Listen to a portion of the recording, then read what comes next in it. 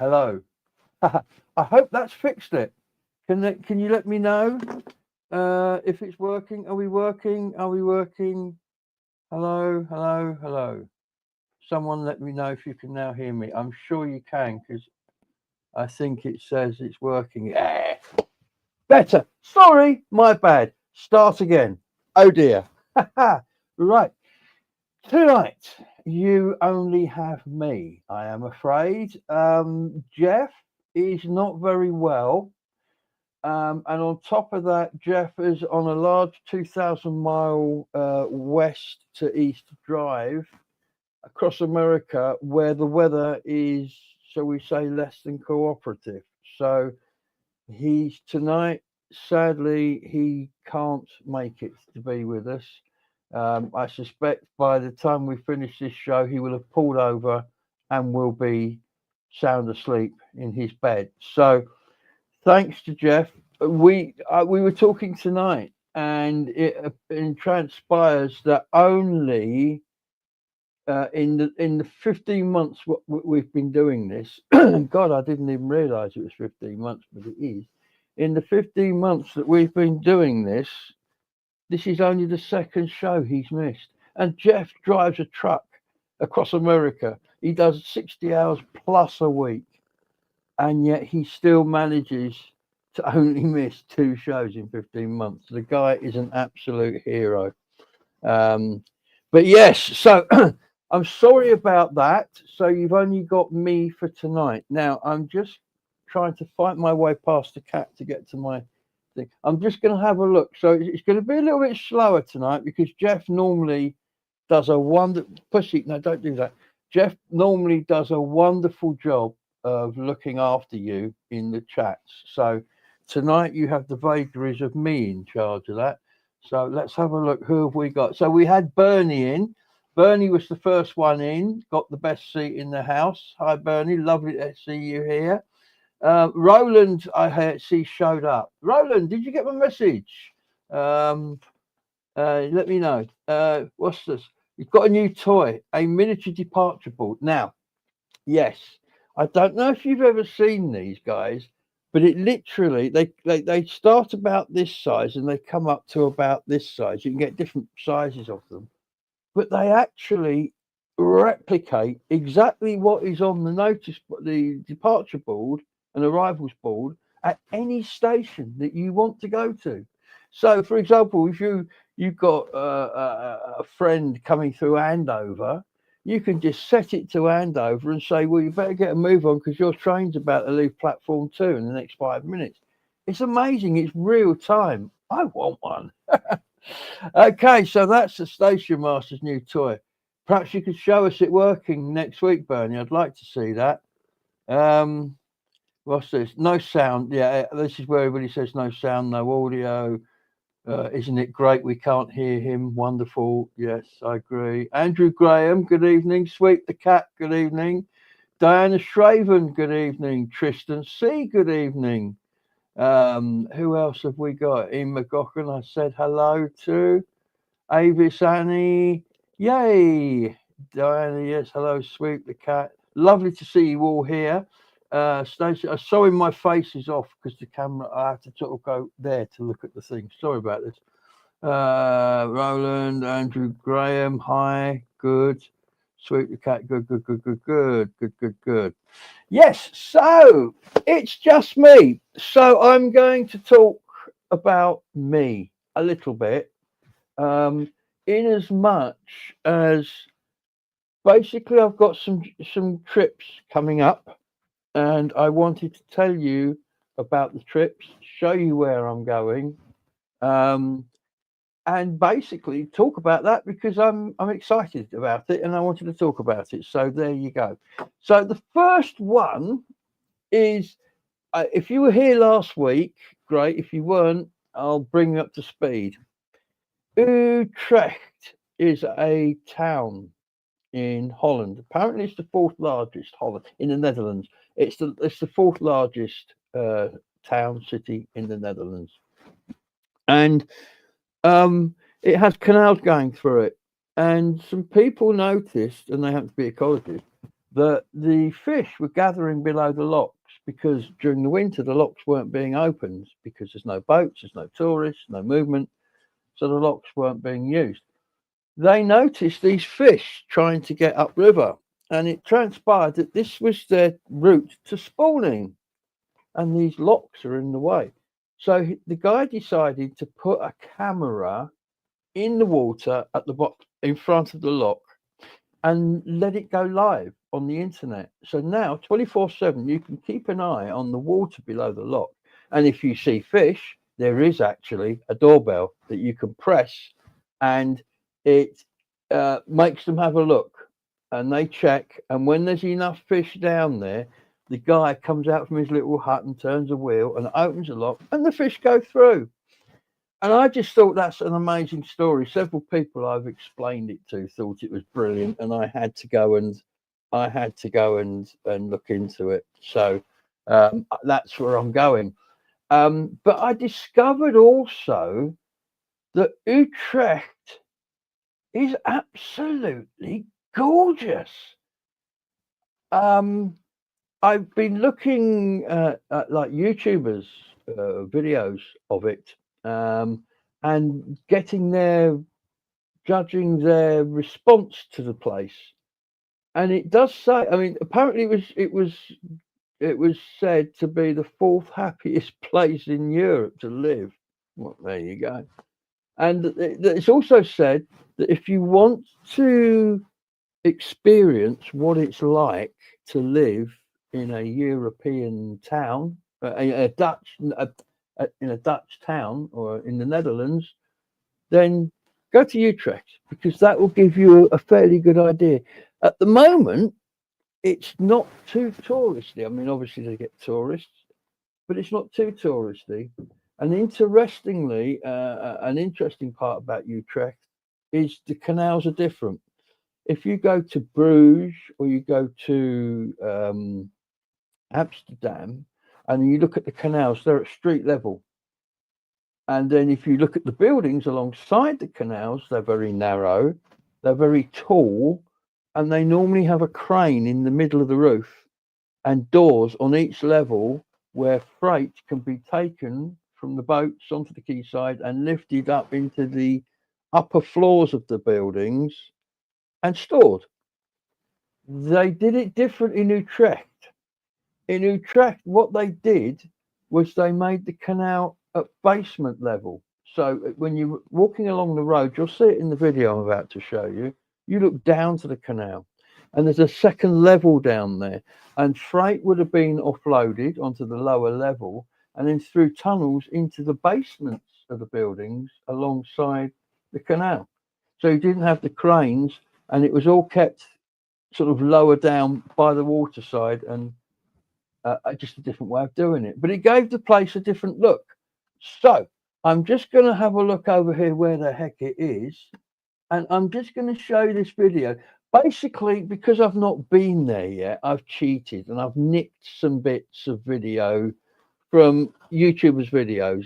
I've taken all the vocals out, and I'm just using bits of footage, and I've put it over music just so that you can get an idea of what the place is like. So let's go to Utrecht.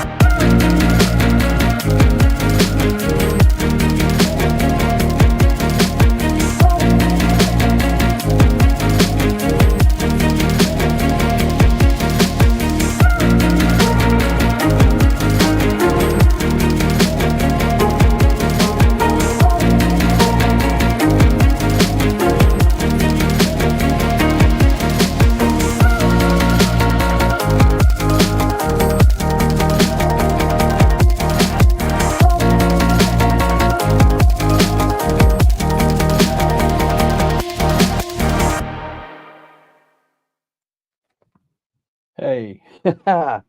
Well, as you can see, Utrecht is pure eye candy, the entire place.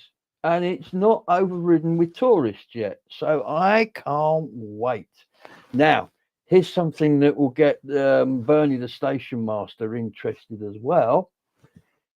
Utrecht just happens to be where the Netherlands keep their National Rail Museum. Guess who's going to see the Railway Museum while he's over there? Whee! Can't wait. It looks fantastic. So I should be going to see that and, of course, filming it. So my plan, my hope is that I can get over there, find this lock, hopefully find the keeper if he's around. Well, he should be, and hopefully he speaks English, and hopefully he's happy to me to talk to me, and hopefully we'll get an interview with the lock keeper. If we can't do that, at the very least, what we will have is some film of the actual lock where the fish are released and the gates are open. So we'll get something out of it. But I'm so looking forward to going there. Right, let's have a look. Sorry about the glasses I went on and off. Let's have a look at the comments. Oh, Di's here. Hi, Di. Hi, Jacqueline. Sweet the cat is here. Oh, you've got the real Sweet the cat on your profile picture now. Oh, Jacqueline, looks an amazing. It does look an amazing place. Turns green with jealousy. Yes, it's. If you look it up, Bernie, the Railway Museum there, it's got some fine exhibits. I'm really looking forward to seeing that. So, if anybody has any ideas for me to go to places, by the way, I'm still open for suggestions of where to go, what to see, who to go and talk to. I'm going to be meeting the Mayor of Bath soon. That will be good. Hopefully, that will be a film. Interesting guy by all accounts. So that's coming up. What else? Yes, other journeys planned. Um, I've got some other journeys that I have planned, but I thought I'd bring you up to date on Merlin before we go and have another look at one of those. I know a lot of you knew Merlin. A lot of you have met or were about to meet Merlin when he passed. So I have been putting out periodic updates on the page, a memorial for Merlin. If you subscribe to that page, you will be up to date. If not, then this is going to be news to you. So we gave some money to the paint shop. So Tommy has now started taking paints from that account to start the painting and varnishes and all the other things. Another £100 was given for him to buy the board because obviously it's going to be painted on marine ply and then that will be sealed because it will be to the elements effectively. So that's all got to be done. And so he started on that and it's all gone fairly quiet really because there's nothing happening. We've raised the money. The GoFundMe is pretty much exhausted now. So it's much a case of just waiting for the picture. Now, as it's going to go up almost in one go, because being a board, it will be painted and then the board will be put up. Rather than scaffolding going up and Tommy sitting up there for 2 or 3 days painting it. That's not going to happen. So that gives us the opportunity to have a bit of an event. So the picture will be put up covered. Bits of string will be pulled to reveal it at a certain point. And what we're hoping is people will come along and we can have a bit of a Merlin celebration in the market square around the unveiling of his painting, is what we hope. We are hoping that maybe people will come along dressed in blue. I mean, we can't ask if you want to come along in fancy dress, that'd be great. But if everybody could wear blue, that would be good. And then just see what happens. I'm going to be looking for ideas for what we can do. the cafe there, Heath's Cafe, have given us a wall inside the cafe that people with pictures of Merlin that they like, or pictures of themselves with Merlin, they can print them out and take them, and they'll be put on a wall inside Heath's for the morning. So there'll be a Merlin wall in there, which I think is going to be great. Hopefully, people will take part in that. We're then going to be looking for other events. So if people want to come along, somebody wants to come along and speak about Merlin, or some sort of celebration, people will be able to do that. But again, I'm through the page looking for ideas. It's not for me to sort this out. As it is, I've been voted to be the person who pulls the chain to reveal the picture, which is not really what I wanted to do, but I've done it on the agreement that Tommy, who painted the picture, pulls the other string. So, it's going to be two of us pulling the string, not just me.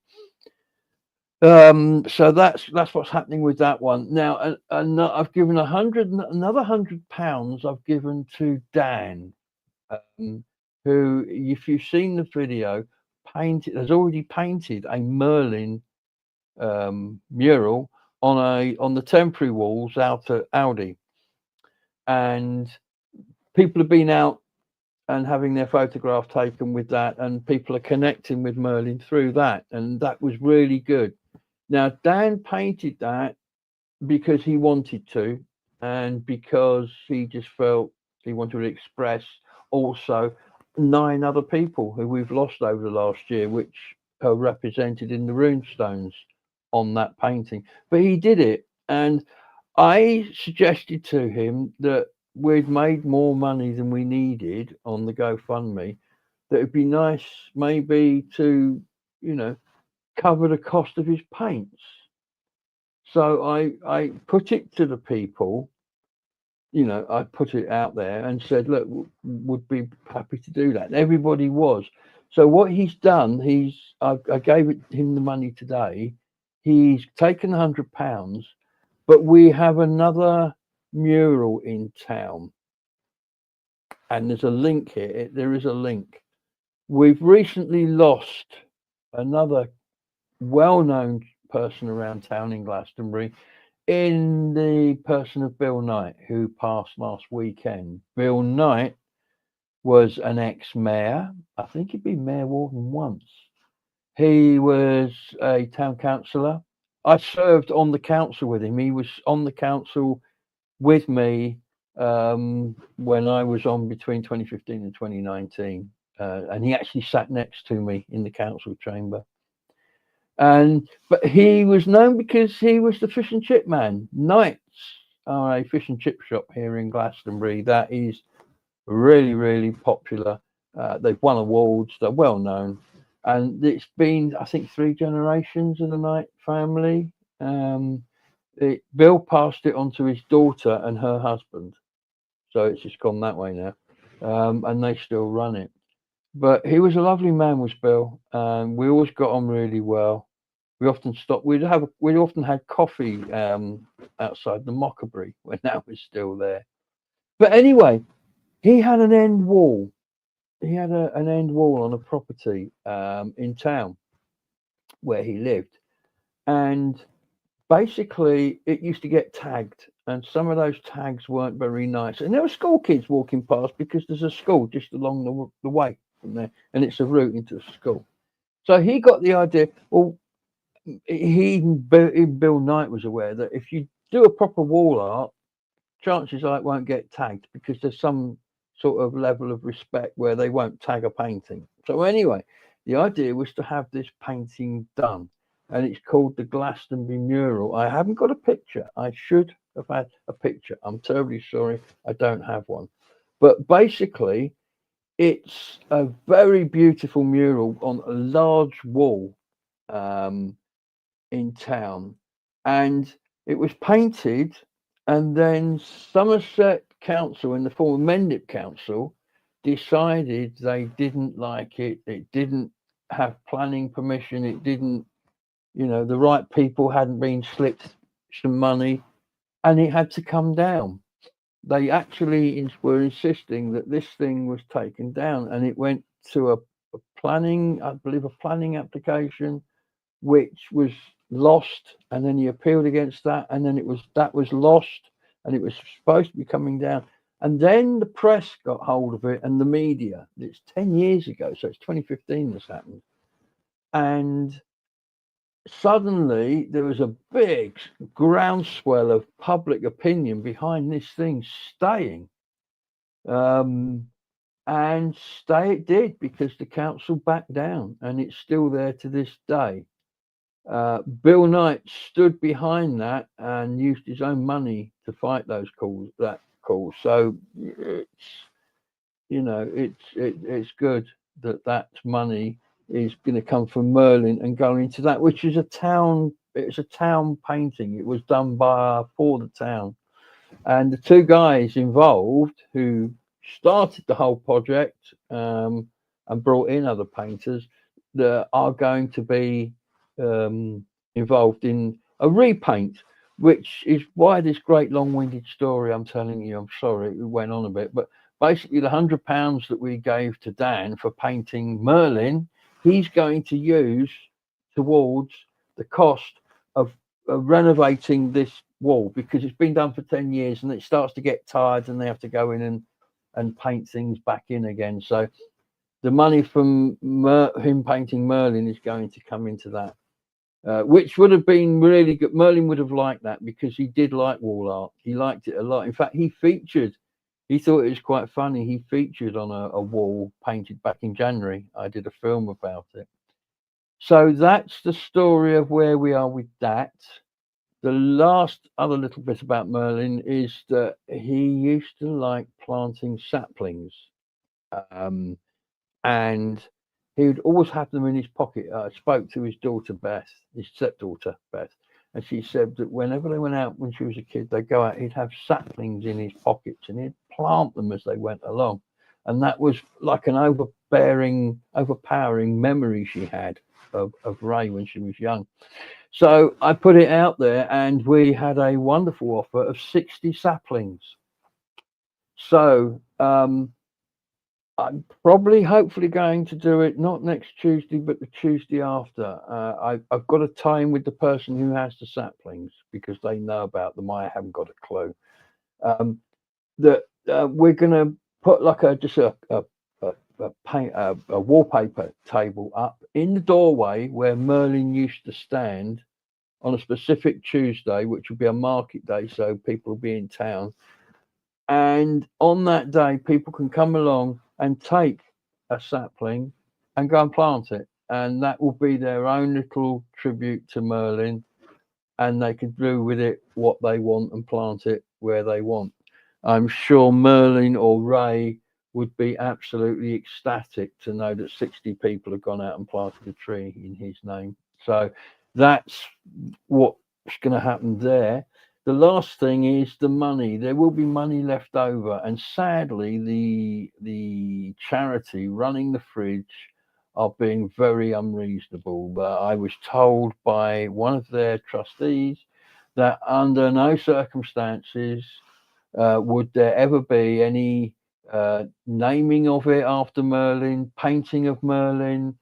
No reference to Merlin would ever go into that fridge, and that was made plainly clear that that was their stance, and they weren't going to change their mind.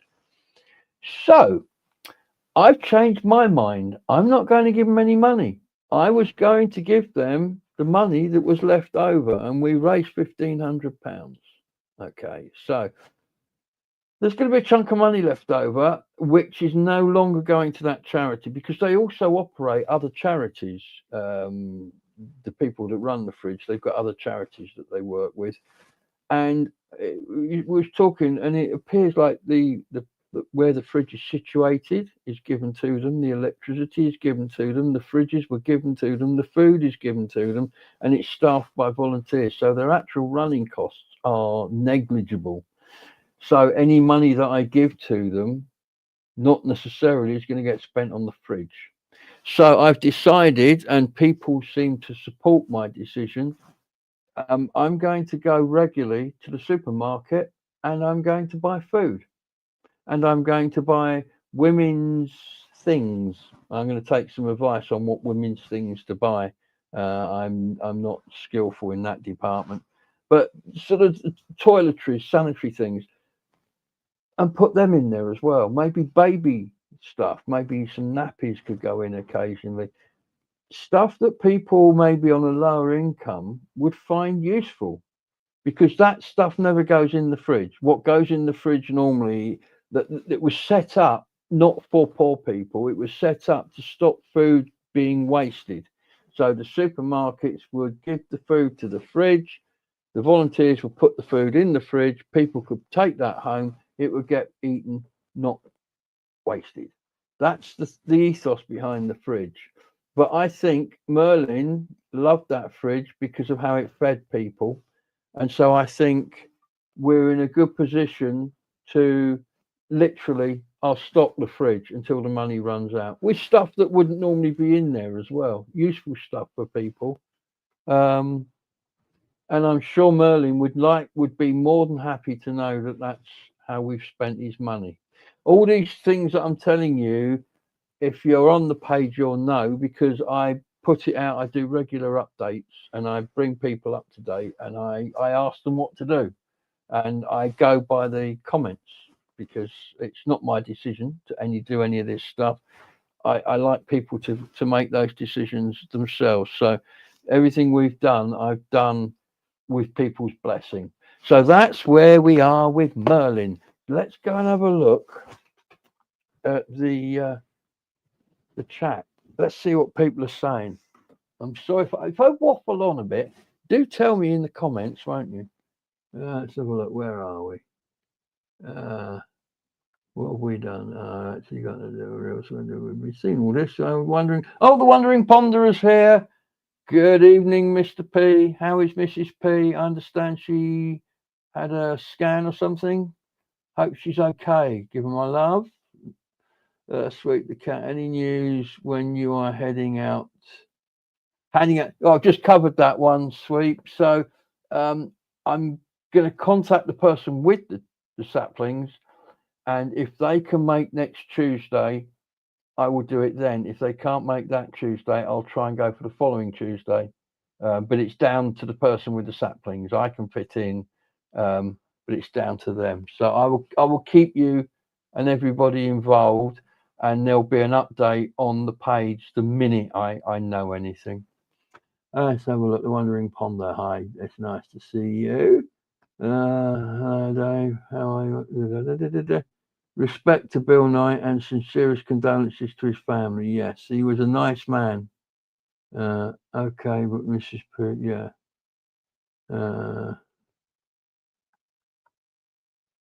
Yes, so sending big hugs to Mrs. P, who's not been feeling 100%. If you didn't know, I expect Dave does know because he chats to Jeff. But if you didn't know, Dave, Jeff's not really well tonight, and he's pushing on a bit, and then he's going to hit the sack because he's not feeling well, and the weather's not looking good. So he's got things to do. So how are we doing? What are we doing? I'll tell you what, there's a button I've got to push in a minute. There's going to be lots of gurgling noises because it's the button that makes coffee happen. I have a little coffee brewer over here, and it brews a single what you call it, an insulated mug. You can screw the top on, and you can actually make coffee in the morning and take it out with you. It's absolutely brilliant. I paid 15 quid for it in a charity shop, and I love it. I've used it every day. You can see over there those big tubs of my American coffee, Folgers coffee. A new one turned up this morning because I've nearly drunk the other one dry. So what else are we looking at? Okay, so another journey. My next journey that I'm probably going to be hopefully doing in April is to Germany. Now, I will admit I have never been to Germany, and it's a place I really, really want to go. It's stuffed full of beautiful cities, and I'm sure with Roland here, he knows this as well as anybody. It has some beautiful scenery. It has some gorgeous places to go and explore. Now, one of those places is probably not what you would call gorgeous. It's a town called Wuppertal. Now, Wuppertal is one of several communities that were very industrial and they grew, but they were in a very steep sided valley. And so the only way they could grow is in a very long and thin way by spreading literally along the valley. Now, a normal city is like this, and railways can spread outwards from the centre and radiate. But you can't do that if you're in a virtual gorge. So, what happened was over 100 years ago, I'll tell the full story another day, but this clever gentleman turned up at Wuppertal and said, I have the solution. Let's use the dead air over the river. So he designed and built this amazing monorail. It's a suspended, it's an overhead, it's called the upside down train. And it hangs from this monorail above it. And it's still in use today, 100 years later. Now, this thing's been on my bucket list forever. And so I've decided that we're going to go ahead and do that. So here's a little look. Again, I've taken the liberty of pinching other people's footage because I've never been there. But I wanted to show you how amazing this thing is. Check this out.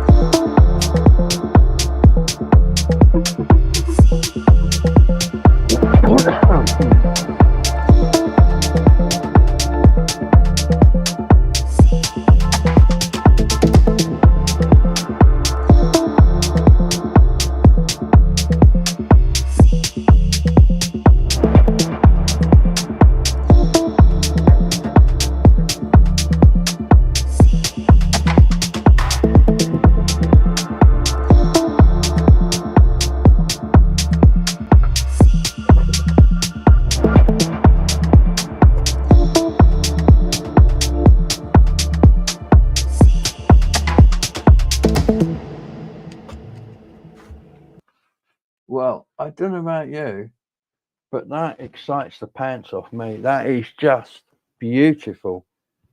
I mean, that infrastructure has been. What do you want? Really? Well, come up then. Come on. Come up. Don't distract. Come up. Come on. Sorry about this. Come on. Coming up. Come on. Hello. See, now that's what you wanted, wasn't it? There we go. Yes. So over 100 years old. They've had different. Obviously, they've obviously redesigned and put new coaches on it. But it has a couple of interesting points. If you noticed in that film there, the train is on a loop. So the front is always the front and the back is always the back, which means that the driver doesn't have to stop and get out and go to the other end, which means where the driver would have gone is now just a great big sheet of glass. And you could sit in those seats suspended over watching the route. So I intend to travel that at least once end to end in that back seat, if that's at all possible. I just think it's fantastic. But there's actually, it's had some history. There is a photograph. I tried to find it, but I didn't manage in time for the show tonight. There is actually a photograph of an elephant falling out of that train. Yes, an elephant fell out of the Wuppertal monorail and survived, I have to say, and it survived. It was a circus thing that they were doing. Hang on a minute. It was a circus thing that they were doing back in the day, and somehow this elephant decided to leave the train. That's incredible. But I will be telling the story in the video, and I'm so excited about that. I will be staying in Cologne, which again is, I was talking about beautiful cities in Germany. That's another one. So that's that. So any other news? I think Bernie calls it the parish news. Don't think so. Nothing from this end. Obviously, next week will be Bernie's show. Mr. P, the Wandering Ponderer, will be halfway through his week, which involves the research, the planning, the filming, the manufacturing of his next film, which will be out at the weekend. My memory is like a sieve. The guys with the radio station, can't think of their names, sorry. They've got their thing happening on a Saturday now. So yeah, I think that's all of that up to date. I'm just going to have a look. I'm sorry if I'm neglecting the comments. This is really where Jeff shines. Let's have a look. Well, is it gone quiet? Is there not much happening? Is there a lot happening? Right, enough. And what's the future? The one in Ponder. This is now a new tablet, Andrew. So hopefully, oh, good. Then you must also visit Neanderthal, where our grandpa was found. I think about 30 minutes public transport. Neanderthal, as in Neanderthals, as in very early, the other humanoid species that didn't make it. I'd like to know more, Roland, please, about that. Let's have a look. Great stuff. Looks an amazing place it is. Turns green with jealousy. Yes. Is the mayor coming to the reveal? Yes, the mayor will come. Lokabandu will come. One of the people, we asked two people to pull the piece of string. The first one was Beth, who was Ray's stepdaughter, but she didn't feel the journey. She's not a well person. You got to remember, a lot of Ray's family are in their 90s. Some of them. Ray was 77.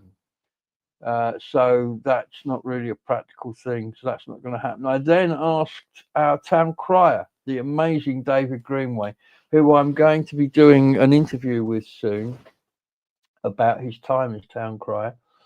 If he would do it and he gave it some thought and decided, well, he didn't really know Ray that well, which is a shame because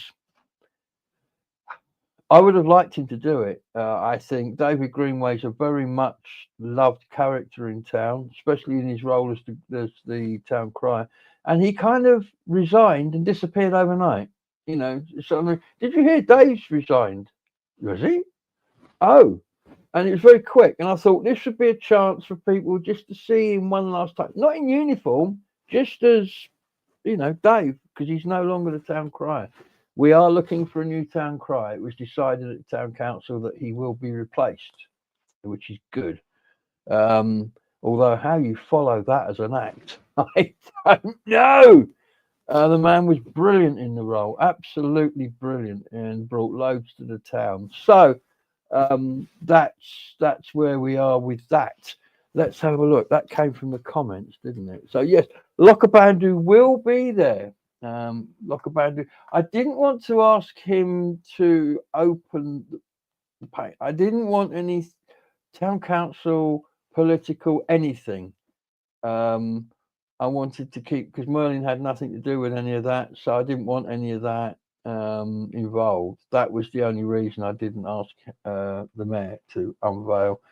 Let's see, where are we? Who was in Bath? Oh, Di was in Bath. Diane was in Bath today. Yeah, I like Bath. Bath is an amazing place. I think one of my favourite trips to Bath was when I went under the colonnades that's normally shut off. That was an absolutely brilliant day. And as I say, I'm going to be meeting the mayor of Bath soon. And I'm really looking forward to that and talking to him about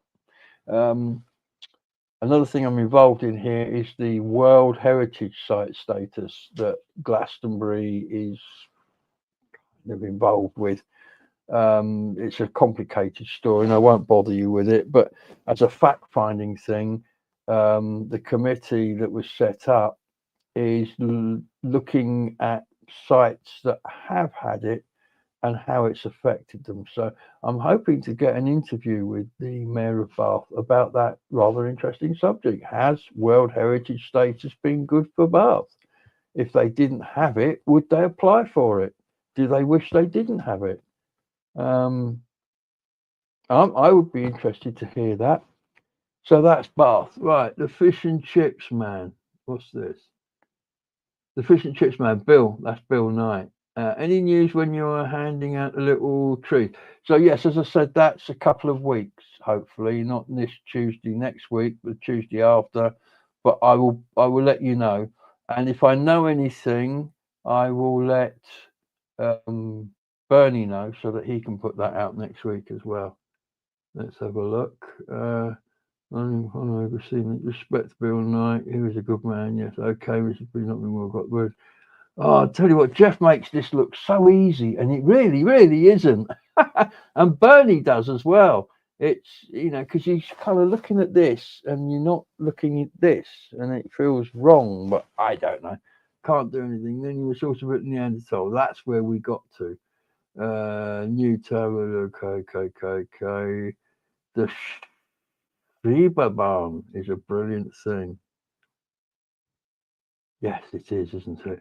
Evening, Gabriel. Hey, Barry. It's Barry from Western Supermare. Barry and I had a nice long chat the other day. I'm going to go back and see Barry soon. Anyone in the live stream? Sorry, I'm late. Yes, doesn't matter. You're here. That's all that matters. Mr. Merlin and the Somersetters. Thank you. And I was looking at your comment about Merlin. It's what can you say? What can you say? A moment of Murphy. Hello there. Good evening. How are you? Good to see you. Just settled down after my council meeting. Yeah. Do you know what? When I was a councillor,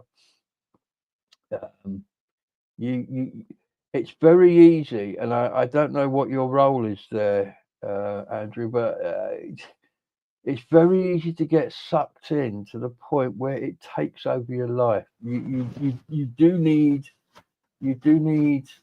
to, what's the word I'm looking for?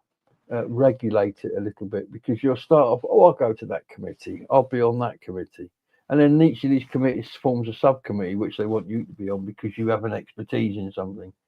And then you get a working group around that. And suddenly, you know, it can take over. But it's great work. I love it. I had to pull back when I was a town councillor, because I was 2015 to 2019, 4 years. Right in the middle of that, my dad, who developed really severe Alzheimer's, was taken into care in 2017. So at that point, I started going up and down the motorway to be with my mum each weekend, which meant I didn't have the time anymore to dedicate myself to council work. So rather than force a by-election, which I could have done by quitting, which would have cost the town money, I continued only going to the main council meeting. I just resigned from all committee work. And it wasn't the same after that, because, you know, you get involved in stuff. I mean, the first thing I got involved with as a town councillor, I ran a campaign, because at the time I was made a councillor, we had 3 banks left in town. NatWest had just gone, but we still had like the Midland or whatever it's called. We had Barclays and we had Lloyd's. And all 3 of those left the town within 6 weeks of each other. Yeah, there you go. Let's just desert Glastonbury, a town of 9,000 people, internationally acclaimed, visited by thousands of people. We'll just go. There'll be no cash machines, no bank facilities. Bye bye. But that's what the banks are doing, and it's very sad. They tell these communities that they work in how important the communities are to them, and how they're wonderful working in the community. And the minute they get the opportunity, it's up yours, mate. We're going. Bye bye. Use the post office. So I kind of headed that campaign for a while, and that was great fun. Anyway, I got distracted again. If I waffle on, tell me. It was Glastonbury Town Council. It was actually Glastonbury Town Council. Sweet cat. Let's have a look. Hello, sweet. How you doing? Okay. I'm going to hope you're okay. Oh, little one. Oh, I don't do that anymore. Yeah. I remember your campaign about the banks, nationwide to the rescue. Yes, it was. It's funny, because I was walking away. The very last bank to close was Barclays, and a large crowd turned out, and the traffic was stopped, and they just filled the high street outside the bank. I wish I'd been doing YouTube back then. I really do. But a huge crowd just filled the high street, and these poor Barclays people, they had to leave, and they were like running the gauntlets of the crowd. I mean, the crowd weren't ugly. The crowd it wasn't an ugly scene, but it must have been horrible for them leaving that bank. And literally, it was like rammed outside. You couldn't move. But as I was walking home from that, my phone rang, and it was somebody from an office in the Nationwide somewhere, saying, "Would you like us to open a branch?" I said, yeah. Who's this? You're having a giggle, isn't it? Who is it? Is that Dave? I mean, no, it really was. It really was them. And I said, okay, let me get back to you. And I went and saw the other people from the campaign, and I handed it over to them, because they had better skills in that sort of thing than I did. And then the rest is history. The branch is still there. And as a bank, they claim they will never close a branch. Brave claim, but they've reduced their hours. They're not open every day, but they are still in town, and they are still operating. So fair play to them. Anything else in the comments? We move on. Right. Okay. So another trip. Now, this is where I'm sure if any of you have missed Jeff, and I've been missing Jeff, it's not the same without him. The next video relating to one of my trips. is one of his videos. And I'm going to let you sit back. I've got my coffee. Look, it makes it in this amazing thing. And look, it doesn't leak. It's fantastic. And it keeps it hot. Anyway, getting back to what I was talking about. My next trip after Germany is going to take me to France. And it's something that's very, very important to Jeff. It's a story that's very important to him. In fact, he wants me to lay flowers on the graves that you're going to see in this film in proxy for him. So I'm going to run the entire film that he made about it. I'm not edited this down. I'm just going to sit back. How are we doing for time? Oh, 5 to 9. I'm just going to sit back and let you watch this. Here we go. While traveling through St. Louis, I happened to where there was 2 statues for sale. Statues that was rescued from a building that was demolished in 1884. The building was actually built in 1872 and it was demolished in 1884. The building was built for the Mutual Life Insurance Corporation, which was based in New York City, and one of its leading corporate officers was Frederick Cromwell. And I began to think about a story that involved him that happened a long time ago. Frederick Cromwell was born in 1843, and he had 2 sons and 2 daughters. The older son became in charge of the New York Stock Exchange, and the 2 daughters were twins, Dorothea and Gladys. The twins lived in New York City at 535 Park Avenue, and here we have a picture of them enjoying a carriage ride on Park Avenue before the start of World War I. At the start of World War I, the twin sisters immediately went down and joined the Red Cross. Because they were unmarried and had no children, they always volunteered for the most dangerous assignments and were constantly bombed, constantly shot at, and they saw the absolute worst parts of World War I trench warfare in France. A January 30th, 1919 New York Times story called them angels, praising them for visiting injured soldiers and befriending refugee children, in addition to their first-class work on day and night service. After the canteens closed in the height of the war, the sisters worked as aides at evacuation hospitals. Their immediate supervisor in the Red Cross wrote a glowing report. It said, "They are the most liked and my most devoted workers." When their time was over, they qualified to come home, but instead they stayed. They endured the horrors of war month after month, and eventually it took its toll. At the end of the war, they stuck around and they helped with the evacuation of all of the injured soldiers. But eventually, it was their time to come home. It took their brother Seymour to come over to France and to tell them that their work was done and it was time to come home, that they had done their part, but they didn't really want to leave. They wanted to stay until every last soldier came home. Finally, they were ordered to board the SS La Lorraine, which was due to sail to New York City. The ship got underway and the night watchman was posted. He was an Army Private Jack Pemberton, and he was on duty on the upper deck of the La Lorraine the night it started for America.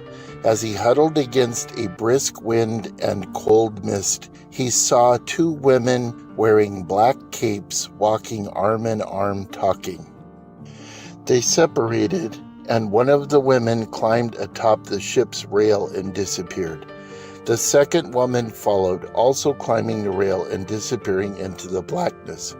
Pemberton recalled that he heard two faint splashes.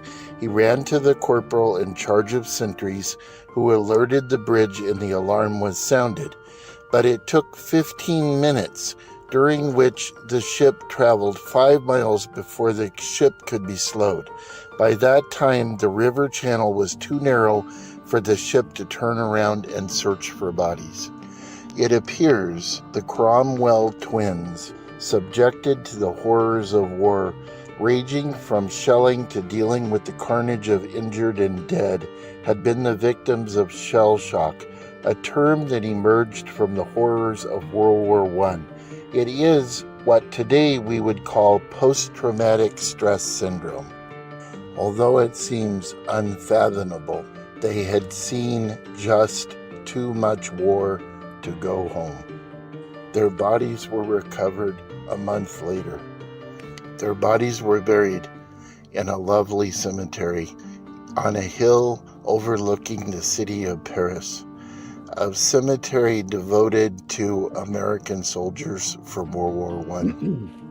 After their death, a poem was found in their personal effects, a poem written by Gladys Cromwell. No doubt this active will, so bravely steeped in sun, this will has vanquished death and foiled oblivion. But this indifferent clay, this fine experienced hand, so quiet, and these thoughts that all unfinished stand, feel death as though it were a shadowy caress, and when and where a frail, archaic wistfulness. I leave you now on a rainy day in front of the train station in Effingham, Illinois. My hope for all of you is that you never see too much war to go home. Remember, everyone, be good to each other, do good deeds, and I will see you on the next adventure.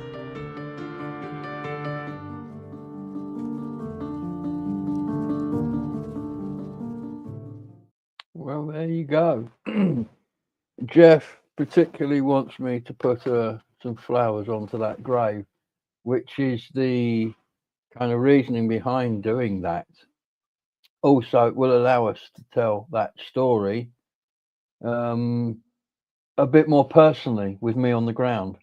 The plan is I go to Paris and I put the flowers on the graves, but then I'm going to catch a train out to Verdun, where there's some museums, there's some emplacements, there's places you can go and visit, because the Cromwell twins were in Verdun.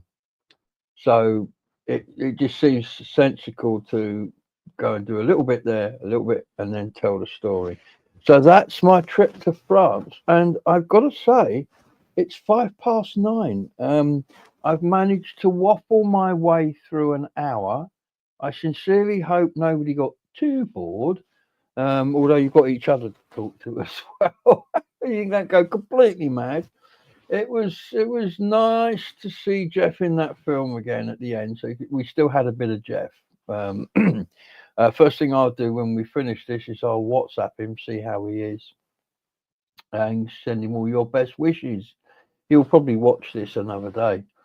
So yes, that's it. If anybody's got any questions or anything they want to do, email me.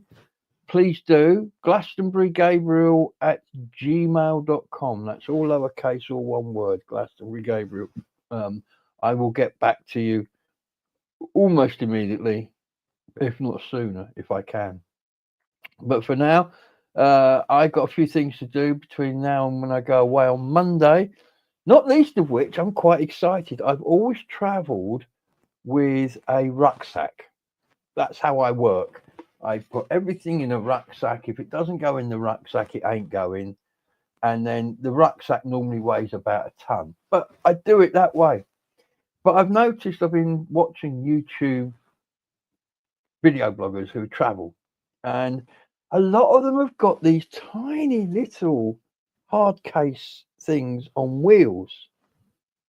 And I looked into it, and apparently it's because if you're going on Ryanair or EasyJet, they've got a little thing in the airport, and you put your bag in it.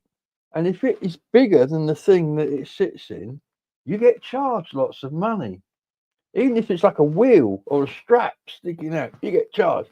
This thing is guaranteed to fit in there, and it's tiny. It's almost like a child's thing. But it means that this time when I go away for the first time, I'm going to have a trolley and a rucksack. But for me, the overarching thing is it means I can take my day bag. If ever you see me out and about, I've got a black rucksack over my shoulder. That's my day bag. If I'm vertical and I'm outside this house, it's on my back. If I'm sitting down and I'm inside the house, it's next to me. It's just my bag. When I travelled to Dublin and when I travelled to Bruges, it didn't. The rucksack I take with me, it's not quite right. So I'm going to try this. I'm going to travel with a little wheelie thing and a rucksack. See how it gets on. It's bright yellow, so I can't lose it. And if anybody walks off with it, I'll see them a mile away.